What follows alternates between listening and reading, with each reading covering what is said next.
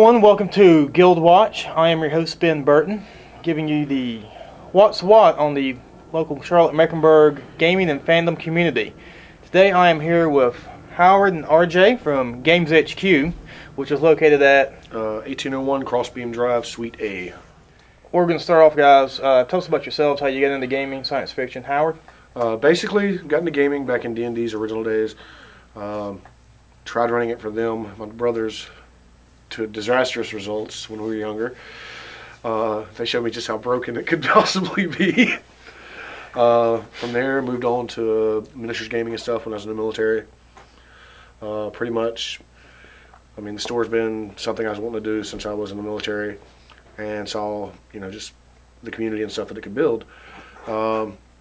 Gaming-wise, pretty much a little bit of everything, from CCGs to miniatures, role-playing games. I've done all of it.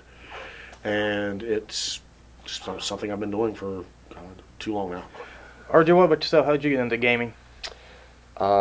Basically just hanging out with my brother, trying to find something to do, and to help out the family, and his support him in what he wants to do. So I'm totally pretty much new to all this. All right. So you're starting to kind of see what kind of a community Howard's talking about with the gamers and kind of the solidarity that they exhibit. I mean, what's been your impression of it, just coming into it, man? To be perfectly honest, I didn't really understand the culture, if you want to use that word, coming into, being at the store. I have come to find that gamers are a very tight-knit group. We've actually had two situations with the store where we could use some help. One of them was actually moving. Another one was another situation, but everybody band together and pulled us out of a couple of tight spots. I know your Magic crowd's really big, and I know you've got a fairly large size 40K crowd. Yeah. I've seen the Yu-Gi-Oh crowd. You've got a pretty decent HeroClix crowd.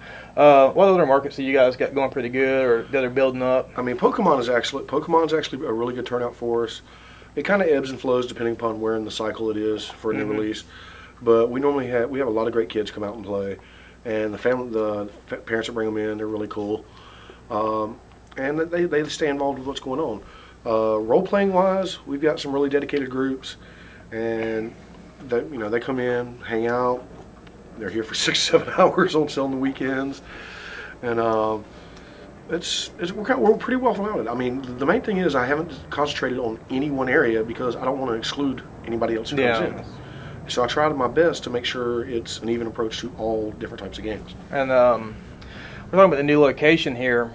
Earlier, you guys just recently moved, like about a week or so ago. And yeah. The new place looks outstanding. RJ, I know you've been pretty big, on the moving aspect, man. How's that coming along? Are you liking the new place? Is it working out for you guys?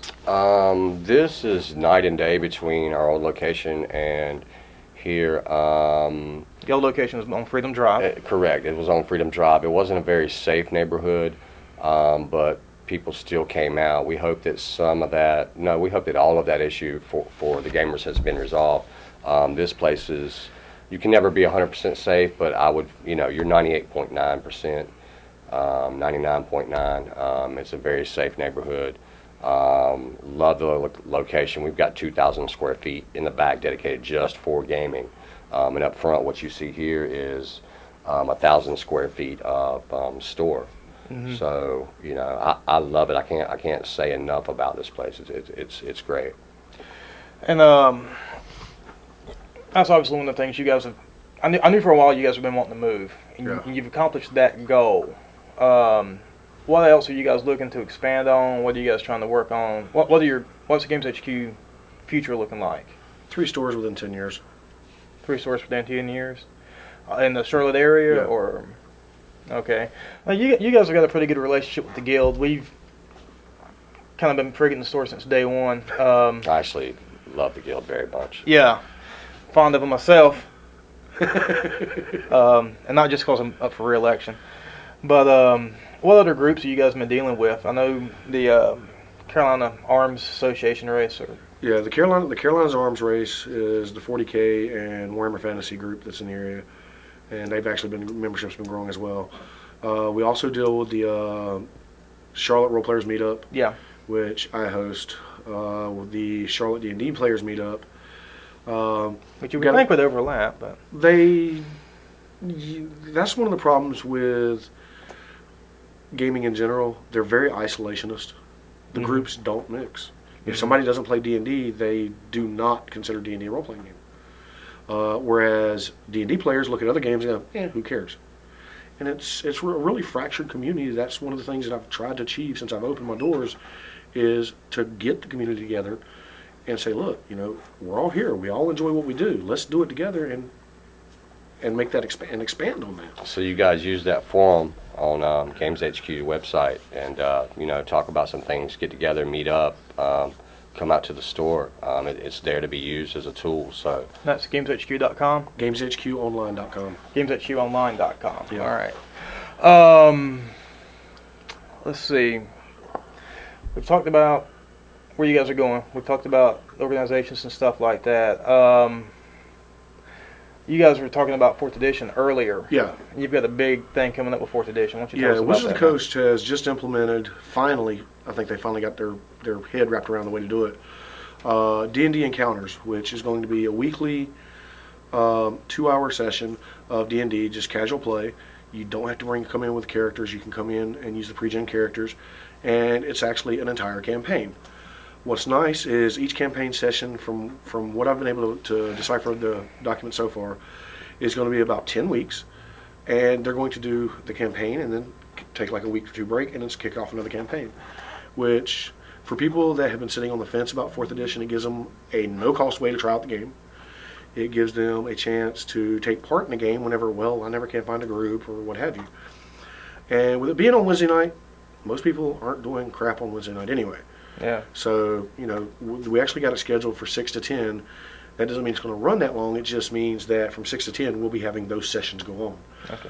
And each session should last an hour, 2 hours at the most. All right. Now, speaking of 4th edition, obviously when Wizards changed from 3.5 to 4.0, that completely changed a lot of the gaming environment. Yeah. Thoughts on it, Howard? RJ? 4th edition in general. If any of you guys who are watching this have been in the store, you know my views on 4th edition. It's a great system. It's not D&D. The system itself is great for newcomers. It's great for people who have been out of the game forever. And it's a really from a DM's point of view, it's a beautiful thing to run the game now. The problem comes in with old school D&D players looking at it and going, I could handle the 2nd edition change to 3.5. And I can handle the rules, it made sense. 4th edition is such an abrupt departure from everything that's come before that it really turned off a lot of people. It's not a bad system. It's not a bad campaign setting.